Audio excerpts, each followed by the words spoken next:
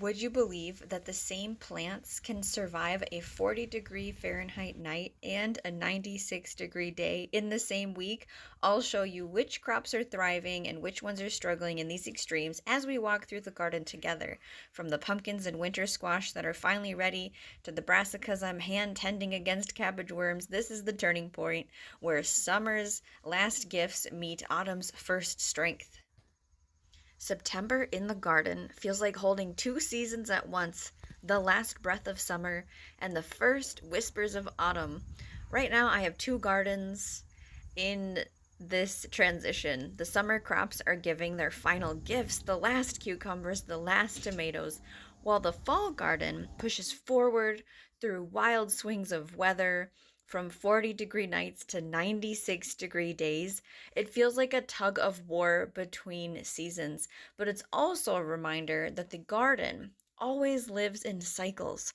We harvest the gourds, the pumpkins, the winter squash, crops that have been quietly growing all season long, waiting for this moment. We wait for the beans to dry. We watch the brassicas stand strong.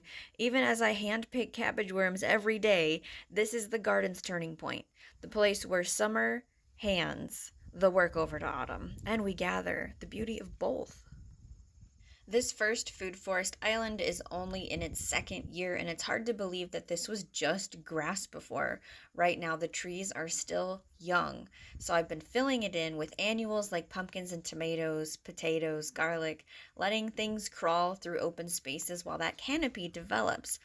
Around the trees, I've planted comfrey, chives, borage, barrage, how do you say it? The comfrey mines nutrients deep in the soil and becomes chop and drop mulch. The chives help deter pests. Bring in pollinators is, of course, the borage's magnet job, bringing in the bees that set the fruit. And this year, this island gave me the best potatoes ever. It shows how layering perennials with annual crops can boost yields even while you're waiting for the long-term system to mature. And of course, we have some pest pressure. And yes, I am letting tomatoes crawl freely on the ground with no support. Here they are. We're going to save seed from these because they are going to be the strong ones, right? Now, I do have a lot of grass that's overgrown. Uh, Chop and drop, let it go. I can cardboard and mulch over it in the spring. We're going to just keep on walking by it and not get stressed out about it, right? I actually have six more trees I'm supposed to be planting like tomorrow. Here is some Magda squash zucchini that I'm letting get fully mature so I can save some seeds from it just in case I need some. Plant your sunflowers every 2 weeks for a good succession of blooms. Now, the second island has way more shade, way more moisture access, so I planted it kind of a lot differently. Here, the trees are surrounded by layers of shrubs. I have blueberries, honeyberries, raspberries. I'm trying to grow cranberries here closer to the ground. For a living ground cover, I tucked in strawberries to hold moisture and outcompete weeds. They are running wild through here. Perennial vegetables like asparagus. I'm trying to get some herbs established. So we have parsley, oregano, sage, mint, thyme. I'm really hoping that they survive the winter here in Minnesota, zone 4B, 5A, because these herbs I just planted this year. And in this island, I grew my best garlic harvest yet. The conditions here, a bit more shade and steady moisture, really brought it to life. It's a perfect example of how food forests let you match plants to the microclimates in your yard for the best results. Here we have our Egyptian walking onions, asparagus, if I haven't said it already. We're just having the chives go. We're having the comfrey. Oh, I should really split that up and divide it in the spring because it's such a good chop and drop for soil health. I like using it to even make my own liquid fertilizer. I'm trying to get different types of raspberries to grow so I have like a succession of harvest for them. It's a work in progress, okay? Okay, on to the memorial butterfly garden. This is for my mother. This has been a really fun space to work through over the last 2 years. Now, clearly, we went wild with zinnias. Gladiolas are to represent the memory of my great grandmother. This has been so fun to watch. All the butterflies come in, and of course, this wonderful bench. Now, this is a walnut wood that came out of my grandfather's woods, and my uncle used his sawmill, and my dad finished it, put everything together. The legs were made in the USA. I'm very proud of it. That butterfly bush we just saw, I'm gonna have to bring in this winter. This plant, I think I want a couple more because it is looking great this time of year. My daughter loves the pinks. I'm trying to grow layers in this space. So things that come up in the spring, things that rocket out in the summer. We want fall blooms too. Look at the ladybug. I am so happy to see real ladybugs. What do you call them? Let me know in the comments below. Because they are beneficial predator insects that help eat things that we don't want. Here is cat mint. Now, I might have made a mistake putting this in the ground. If this gets out of hand, I will handle it, I promise. Here's one more look at the beautiful bench. This is one of the newest additions to the garden this year. It's an arbor that's already changing the space. I wanted this to be grapes and winter hardy kiwi, which I did plant, and then nothing happened. I added compost here when I planted the beans to climb up, and nature gave me a surprise in return. Volunteer gourds sprouted and started twining right alongside them. I am seeing Japanese beetles still on my campfire rose bush. I think I need a second rose bush just to balance out the visual of one on each side of the arbor. And I just handpick Japanese beetles. If you know of something that eats them, let's attract that, right? But this really is one of the things that I love about gardening. When you build the right conditions, nature just fills in the rest, right? Sometimes the volunteers end up being the strongest plants in the garden. Did you see how healthy the leaves looked? Because they chose the right time and place to grow. A seed just wants to grow. Now here I am trying to grow that sword bean, that Jack and the Beanstalk bean, and it is taking forever. Look at the colors of this spot. Those yellows from the marigolds, the purple from the amaranth, everything is just full and luscious. This is all going to be gone next month, I betcha, because we normally get frost by October 5th here. So we just have to soak it all in, take as many pictures as we can. Here's what the gourd is that is volunteering everywhere. I don't know what it's called. There might be two different types. We're just going to use them to decorate with. I'm not going to eat these. The kids are loving it. So what this space is I cover cropped it last fall over winter, and in the spring this is the first time planting it. This is what I'm calling my warm crop garden. So it is packed with tomatoes, cucumbers, peppers, the marigolds, dill, green beans, cilantro, and then we just kind of cover crop through things so it wasn't just bare soil, and I can just step on it and chop and drop it. Like we had extra brassicas that bolted. You just cut it down and feed it to the soil, right? So this is an experiment that I tried this year. I did plant cowpeas with my tomatoes on the same cattle panel. The idea is to get a double crop in the same space, right? Because I love growing things vertically. They stay off the ground. But I'll be honest, I planted the tomatoes way too close together, and I am starting to see signs of disease pressure. I'm going to have to rotate my plantings. I'm not going to be able to put tomatoes here in this exact spot next season. I'm going to have to flip them to the other side. The tomatoes are still producing, and I have plenty of fruit still, waiting for the blushing stage to be on the vine. It is a reminder that spacing really does matter. Sometimes experiments do teach us what not to do, but when we get an actual good harvest, don't we learn more from that, right? Failing is valuable, of course, but the wins, they really teach us. I'm also going to work on what to grow for varieties. Now I'll have that figured out and have a whole live stream about it on my wish list, right, for tomato seeds.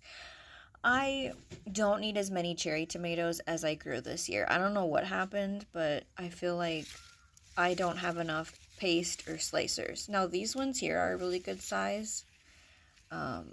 And I realized, this is some Napa cabbage, that I planted all my basil and anise hyssop and all that stuff way too close to all this because I can't figure out what's what as far as which basil, and it's struggling for light. It almost needs its own row because I wanted to have all the basil to make tea. You can see, look at the disease on the cucumbers too. At this point in the season, I'm letting the cucumbers that are still on the vines fully mature. I'm not picking them for eating, juicing anymore. Instead, I want to let them grow to full size and ripen all the way so I can save the seeds. When cucumbers are left to mature for seed, they usually turn yellow or even orange and get tough on the outside. Not something you want for the table, but perfect for collecting next year's seeds. Saving seed this way lets me keep varieties that are already adapted to my garden. So I'm going to have a live stream where we open all the things and see what the seeds look like inside and how to save them. You can see that the tomatoes and cowpeas and cucumbers became one here. I can't even get through this tunnel.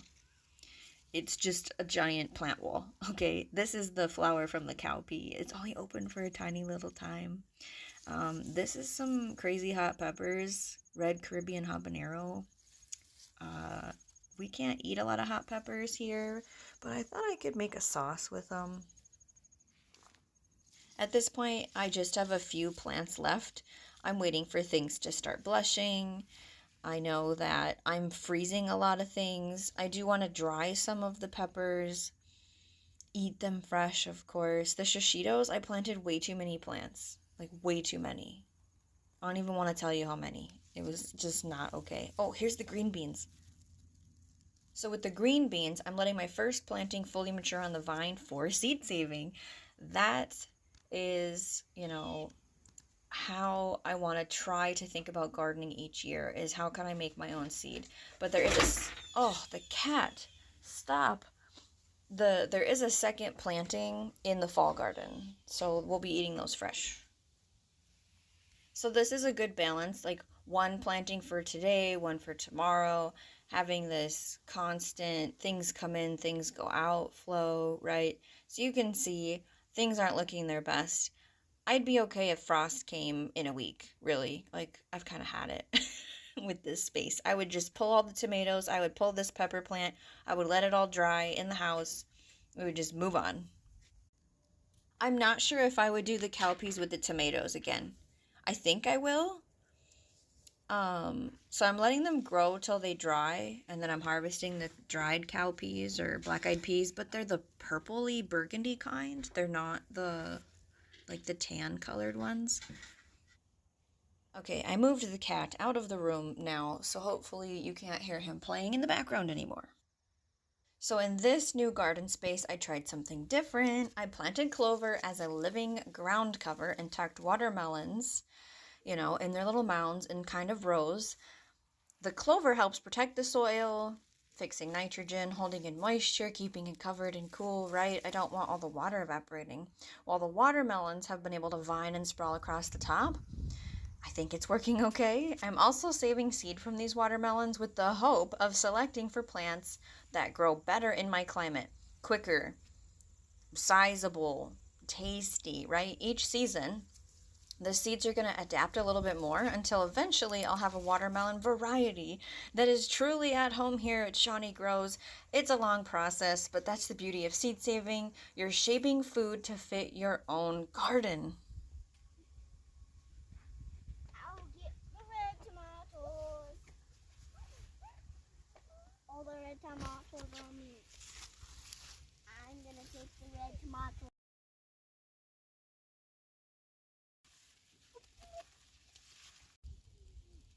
You can take any. Don't take any red. Yeah, I kind of like that one. That's one. Come on here. Bring your gardening questions over to a live stream with me after 9 p.m. Central Time, any day between Monday and Thursday. Usually I'm live talking about something in gardening. I'd love to see you there in the chat. Come on over. Here's a lesson. A lesson I learned this year is that I won't be able to grow popcorn here next season. I ran into a bug issue, multiple bugs actually, and the popcorn had been beaten by the wind, and I had very poor germination, and it just looks terrible. The best way to break the bug cycle is to rotate the crop. So instead, I think I'm going to be planting alfalfa actually. I have enough space where it's not a waste, right? The idea is that any eggs that are overwintering in the soil will hatch next year looking for their food, this popcorn, right? The roots, the leaves, all of it, the flower, the pollen, of anything in that family, but they'll only find the alfalfa. So, with nothing to feed on, the larvae starve and the life cycle ends, and it's one of the best examples of how crop rotation can be a natural pest control method. Once those beans are dried, those are for the soups and stews and chilies this winter. I'm waiting for the carrots to be kissed by a frost before harvesting, and I did not thin these or space these appropriately. And now the best for last, the best part, the fall garden. This space feels so alive right now. I have turnips sharing a bed with the green beans, which green beans were eaten by something, but I have a few. I tucked in a row of kohlrabi on the edge of that bed. I have a whole spot where I planted another round of carrots, but I really forked the soil, added sand, and put compost down before planting those carrots. I'm trying to grow cabbages again. I'm trying to have the bunching onions, beets, and lettuce all grow together. It looks really pretty. I have a row of kale that I would like to get mature before we get a frost so it can withstand going through that. But I really wish I had row covers because I'm fighting off green cabbage moth caterpillars every day. I made a short about it. You can check that out after you watch this video. But the crops are pushing through. I am giving them an extra boost. I am making my own liquid fertilizers that I am applying to them. I am layering grass mulch on any empty spaces to hold in moisture, feed the soil, and to beat the weed that keeps coming up. I did solarize this spot with DeWitt woven sunbelt ground cover before planting to get rid of the weeds that were happening. Now this garden feels like the season's second chance, the time when the air is going to be cooler. It's not cooler yet. The growth is sweeter, and the harvest is still ahead. It's not over yet, right? For my area of Minnesota, our average annual precipitation for rainfall is 35 inches, and our average snowfall is 40 inches.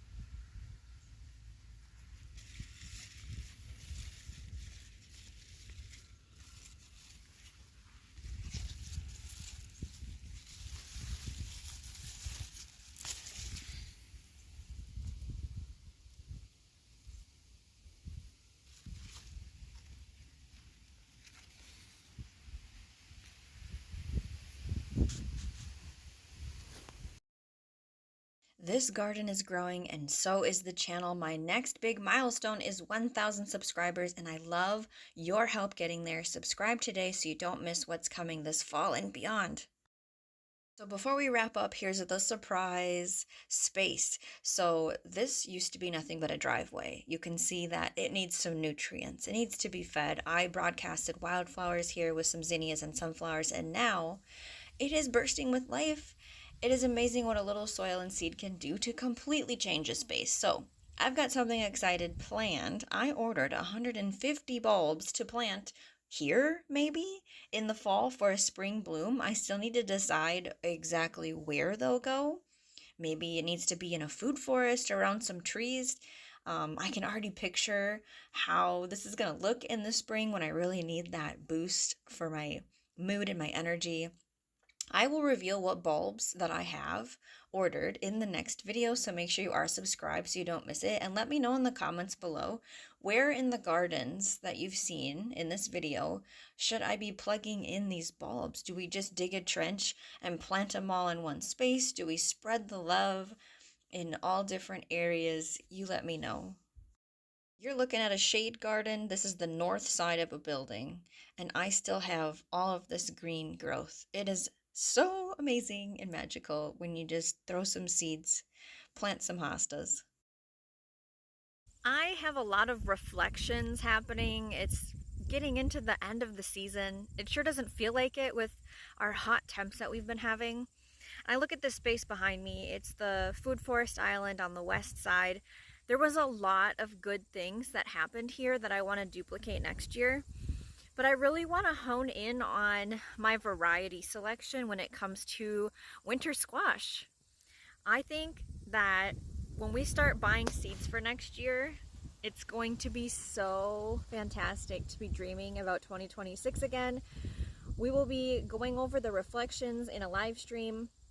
We'll be going over the seed haul for next year in a live stream, so make sure you are subscribed to be notified when those are happening.